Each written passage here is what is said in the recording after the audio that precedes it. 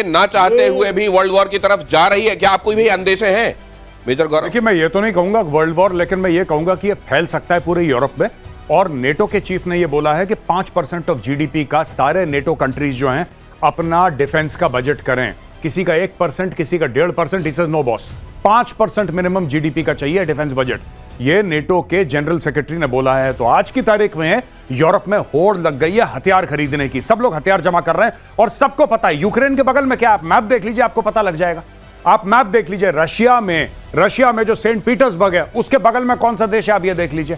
Russia goes right into Europe, northern Europe के अंदर घुस रहा है वो। ईस्टर्न यूरोप के अंदर रशिया इतना बड़ा है। तो अगर रशिया का ये जो आप कह रहे हैं ना वर्ल्ड वॉर, ये कम से कम यूरोप वॉर तो हो ही जाएगा। और वो लोग भी मानते हैं। और पहले जो यूरोपियन कंट्रीज, भाई साहब, जो ये कहती थी ना कि प्राइमरी थ्रेट चाइना है और सेकेंडरी थ्रेट रशिया है, अब वो लोग रिकैलिब्रेट कर रहे हैं। कह रहे हैं यार ऐसा ना हो कि प्राइमरी थ्रेट रशिया ही हो। चाइना तो जब होगा, चाइना क्या करेगा? सस्ते माइक्रोवेव बेच देगा, आपका माइक्रोवेव और वॉशिंग मशीन का मार्केट खराब कर देगा। कुछ आपसे इंटेलिजेंस की चीजें, आईपी वाली चीजें चोरी कर लेगा। और चाइना क्या करेगा? रूस तो वहां पे पहुंचा है, बम मार रहा है, कल बम मार सकता है रशिया। कल बम मार सकता है रशिया। पश्चिमी देशों में फिर से विश्व युद्ध का डर। योगोव के ताजा सर्वे ने सबको चौंकाया। सर्वे में शामिल 55% लोगों ने माना कि एक और वर्ल्ड वॉर संभव है, जबकि 76% ने माना कि वर्ल्ड वॉर में परमाणु हथियारों का इस्तेमाल भी होगा।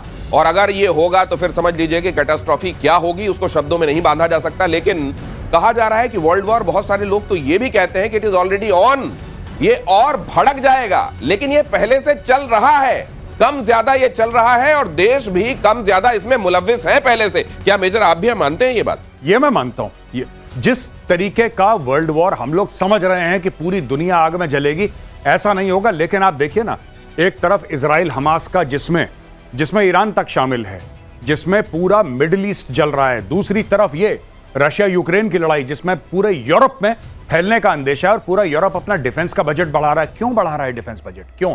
हम तो यहां पे टेलीविजन स्टूडियो में डिस्कस कर रहे हैं। यूरोप की कंट्रीज, जो नेटो की कंट्रीज हैं, काफी सारी उसमें यूरोपियन कंट्रीज हैं, नेटो के देश कह रहे हैं कि 5% ऑफ जीडीपी हम कमिट करते हैं। आप सोच लीजिए, कोई भी देश, छोटा देश कहता है 5% जीडीपी डिफेंस में जाएगा। आप सोच लीजिए वो क्या करना चाह रहा है, उसको कितना खतरा महसूस हो रहा होगा कि अभी रूस आएगा। जिस दिन पुतिन सनका, मैं आपको बता रहा हूं, ये जो छेड़ रहे हैं ना इसको, ये क्यों छेड़ रहा है?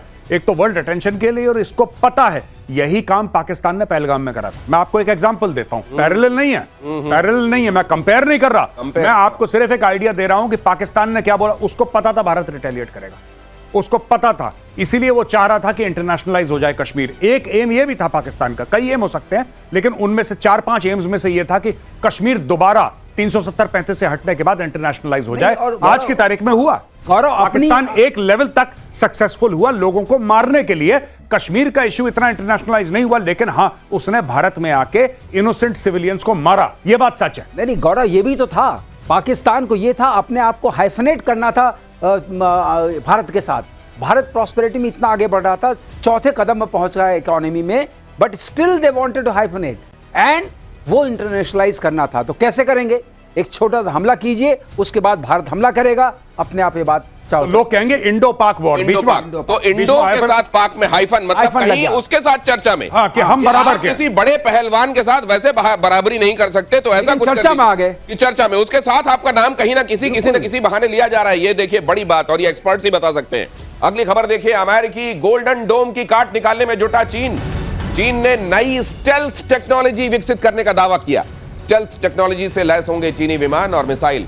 चीन ने दावा किया स्टेल्थ टेक्नोलॉजी से मिसाइलों को ट्रैक करना बेहद मुश्किल होगा। चाइना के संदर्भ में तो वैसे मुझे ये लगता है कि वो स्टेल्थ, उनका कितना स्टेल्थ होगा मालूम नहीं, लेकिन इतना हर एक चीज के इर्द गिर्द इतनी धुंध और फॉग होता है कि वैसे ही हर चीज वहां स्टेल्थ ही होती है, उसके बारे में कुछ पता होता नहीं है दुनिया। नहीं, मैं दिनेश आपको एक बात बताता हूं कि चाइना की डे 1 से स्ट्रेटजी रही है, ठीक है, स्ट्रेटेजिक एम्बिग्विटी, बताना ही नहीं किसी को क्या चल रहा है। सब लोग सोचते रहते हैं अरे J-35 ऐसा होगा, J-20, किसी ने देखा नहीं है वो, ठीक है। दूर से शो में अगर कोई शो हो गया, कहीं पे एयर शो, उधर देख लिया, किसने चलाया है, किसने ऑब्जर्व करा है, कौन इसकी कॉकपिट में बैठा है, किसने उड़ाया है इसको, ये सब चीजें पता ही नहीं। किसको बेच रहा है चाइना, कौन खरीद रहा है।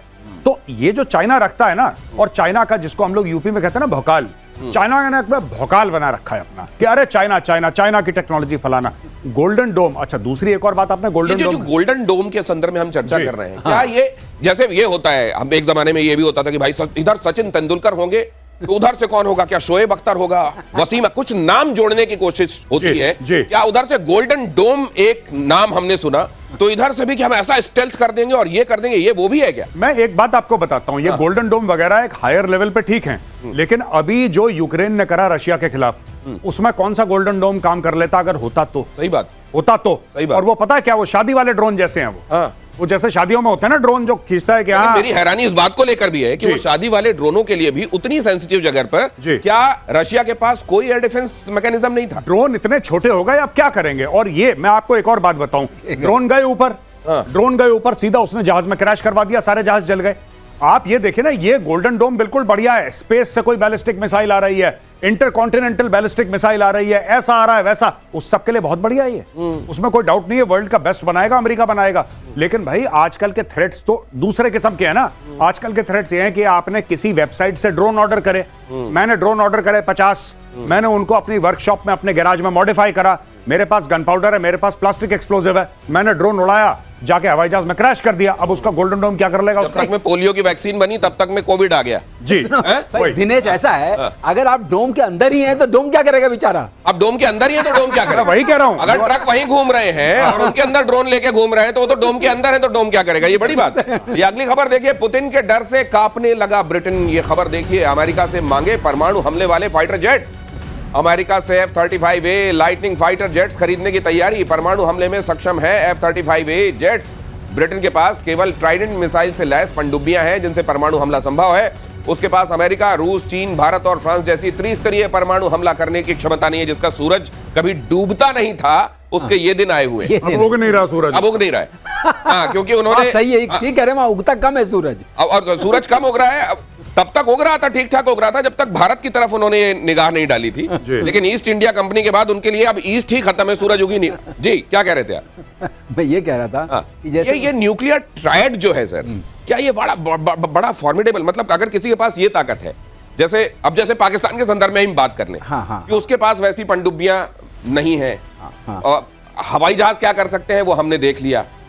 ये ट्रायड का होना क्या बहुत फॉर्मिडेबल बना देता है? फॉर्मिडेबल ये बना देता है दिनेश कि आप हवा से भी मार सकते हैं, वो शक्ति आपके पास है, जैसे स्ट्रेटेजिक बॉम्बर्स की हम बात कर रहे थे। हाँ। और दूसरी, आप लैंड से साइलोज में हैं, हाँ। तो साइलोज फिक्स होते हैं, वहां से आप लॉन्च कर सकते हैं। हाँ। तो वो आपके पास शक्ति है। और तीसरी शक्ति है आपकी पनडुब्बियों की, हाँ। जो बहुत बड़ी शक्ति होती है। क्योंकि पनडुब्बियों में क्या होता है कि वो कहाँ है, वो बहुत एक जो जान उस पनडुब्बी में है और बहुत कम चेन ऑफ कमांड को पता रहता है। नेवल हेडक्वार्टर्स में भी सबको नहीं पता रहता है, सिर्फ नीड टू नो बेसिस पर पता रहता है। तो अगर उसके अंदर आपकी परमाणु शक्ति है, तो जब सब कुछ नष्ट हो गया, आप टेक ऑफ नहीं कर सकते हैं, आपके साइलोस पर अटैक हो गया है, तब पनडुब्बी से निकलेगा। ओ, तो इसलिए ट्रायड ये अश्योर करता है सेकंड स्ट्राइक कैपेबिलिटी आपके पास है। ओके। अभी रशिया करने की कोशिश कर रहा है, वो कह रहा है कि हम फर्स्ट यूज में, तो इसको अपने दर्शकों को समझा देते हैं। देखिए, परमाणु वाले जो पहलवान हैं, उन परमाणु वाले पहलवानों में दो तरह की कैटेगरी है। हाँ। एक परमाणु का पहलवान वो है जो किसी तरह एक थप्पड़ तो मार लेगा, हाँ। लेकिन दूसरा थप्पड़ फिर से चलाने की या दूसरा दांव मारने की उसमें ताकत नहीं है। लेकिन वो न्यूक्लियर ट्रायड वाले, जिनमें हिंदुस्तान भी एक है, वो देश हैं जिनमें लगातार 1, 2, 3, 4 थप्पड़ मारने की कैपेबिलिटी। तो वो जो एक थप्पड़ लेके आया है, वो लेके तो आया है परमाणु वाला, लेकिन एक ही चला पाएगा, उसके बाद नहीं चला पाएगा। ठीक कह रहा हूं सर? हाँ, अब ये देखिए, हमने यहाँ पर ये एक अंदाजा अभी वर्ल्ड ऑर्डर को देखते हुए अंदाजा लगाने की कोशिश की है मेजर गौरव आर्य। हाँ। क्या इस तरह से बंटवारा होगा देशों का? क्या एक तरफ ही? और ये स्पेशल ग्राफिक बनाया है, बहुत कमाल का ग्राफिक है, इसके लिए हमारी टीम को साधुवाद। Britain, Israel, France, Poland, Sweden, Australia, दक्षिण Korea, America, Canada, Germany, Italy, Norway, Finland, Japan, क्या ये एक तरफ होंगे? क्या चीन, बेलारूस, सीरिया, रूस, ईरान, नॉर्थ कोरिया, क्यूबा दूसरी तरफ होंगे? क्या ये आइडिया लगता? अगर ऐसा होगा जी, तो फिर मैं ये भी बात करना चाहूंगा कि हम अपना नाम किस तरफ कैसे देखें। जी, मैं आपको बता देता हूं दिनेश, ये ऑलरेडी है, ये होगा नहीं है आज की तारीख में जी। और एक लूज कोएलिशन ऑलरेडी बन चुका है। नेटो क्या है? नेटो तो वही है ना जो लेफ्ट हैंड साइड में है स्क्रीन जी पे। जी जी जी। Most of the countries are part of NATO, वही तो है। और राइट हैंड साइड में आप देखिए कि सबसे बड़ा वहां पे जो इकोनॉमिक सुपर पावर है वो चाइना है, और सबसे बड़ा मिलिट्री सुपर पावर रशिया है वहां पे, और ईरान, ये जितने भी स्टेट है। अब मैं आपको बताता हूं भारत का है। G20 जब हुआ था, भारत ने बोला था कि अफ्रीकन यूनियन, भारत ने उसको परमानेंट मेंबर बनवाया, मोदी जी ने जब स्पीच दी। भारत ये कह रहा है कि ना हम तुम्हारे साथ है ना तुम्हारे साथ, हम अपने साथ हैं। और भारत कह रहा है कि मल्टीपोलर वर्ल्ड है, बाइपोलर वर्ल्ड नहीं है, जहां पे एक तरफ रशिया और चाइना है, दूसरी तरफ अमेरिका नहीं, भारत भी है। भारत अपने आप में एक उभरता सुपर पावर है और भारत अपने जो हमारे सपोर्टर्स हैं उनको साथ लेके चलेगा, इसलिए तो भारत इन्वेस्ट कर रहा है। तो भारत अफ्रीका में इन्वेस्ट कर रहा है, इसकी फौज में, आर्मी, ये सब क्यों कर रहा है? इसीलिए कर रहा है भारत। गौरव जो कह रहे हैं उसी को मैं सपोर्ट करता हूं कि ये जो हमने बाइनरी दिखाई है, तो ये बाइनरी नहीं है, दिस इज ट्राइनरी। अच्छा। 3 लेग्स, ओह। एक लेग पे भारत भी तो है, और बाकी अफ्रीकन कॉन्टिनेंट के लोग हैं। हमारे जो ईस्ट लुक पॉलिसी थी, हमारी लुक ईस्ट पॉलिसी थी, उससे कनेक्टेड लोग हैं। तो ये सब भी तो एक, उनका भी तो एक बहुत बड़ा समूह है। तो ये भी समझ लीजिए कि अगर जो सुपर पावर्स, कथित बड़ी ताकतें हैं, वो ये चाहती हैं कि दुनिया बस 2 खेमों में बट जाए, तो ऐसा नहीं होगा। भारत ने स्पष्ट कर दिया है कि भारत के हितों के हिसाब से जितने खेमे जरूरी होंगे और जितनी परतें, जितना लेटरल होना जरूरी होगा, भारत वो करेगा। और इसलिए आप यहां पर देख रहे थे, अगली खबर आपको दिखाऊं। ब्रिटेन को तो खैर ये चाहिए, उसको कब मिलेंगे, खतरा उसको दिखाई देने लगा है। कीथ स्टारमर ने ये भी कहा है कि भाई साहब, ये जो रशिया कर रहा है, अब ये हमको लग रहा है कि अब इसके लपेटे में हम आएंगे। जेलेंस्की ने जो किया है वो हमको भी लपेटे में लेकर आएगा। अंतरराष्ट्रीय परमाणु एजेंसी, और मुझको वो याद आ रहा है सर, अगली खबर अब दिखाई